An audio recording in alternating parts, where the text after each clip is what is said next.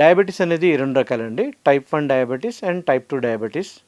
Type 1 diabetes అంటే జనరల్‌గా పిల్లల్లోనే చూస్తూ ఉంటాం. దాన్ని జువెనైల్ డయాబెటీస్ అని కూడా అంటూ ఉంటాం. స్పెసిఫిక్ కారణాలు టైప్ 1 డయాబెటీస్‌లో పిల్లల్లోనే ఎందుకు అంటే it's like we can say again genetic factors and environmental factors. Genetic factors అనేటివి తల్లిదండ్రుల నుంచి సంక్రమించేటివి కావచ్చు. జన్యుపరమైన లోపాల వల్ల పుట్టుకతోనే రావచ్చు. పుట్టిన తర్వాత కొన్ని సంవత్సరాల తర్వాత జన్యుపరమైన మార్పుల వల్ల కూడా రావచ్చు. అలాగే ఎన్విరాన్మెంటల్ ఫ్యాక్టర్స్ కూడా టైప్ 1 డయాబెటీస్ రావడానికి దోహదపడుతూ ఉంటాయి. టైప్ 1 డయాబెటీస్ అనేది వచ్చిన వాళ్ళకి ఇన్సులిన్ అనేది అసలు ఉత్పత్తిలో ఉండదు.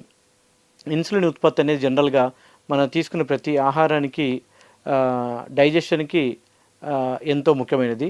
షుగర్స్, కార్బోహైడ్రేట్స్ అనేది మన బాడీలో ఆహారం తీసుకున్న తర్వాత డైజెషన్ కావాలి అంటే ఇన్సులిన్ అనే హార్మోన్ చాలా నెసెసరీ.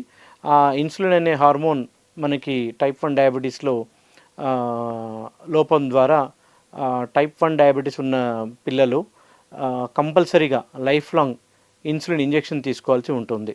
అదే టైప్ 2 డయాబెటీస్ వాళ్ళైతే ఇన్సులిన్ మెకానిజం కోల్పోతారు కాబట్టి వాళ్ళకి టాబ్లెట్స్ ద్వారా కూడా ట్రీట్మెంట్ ఇవ్వచ్చు.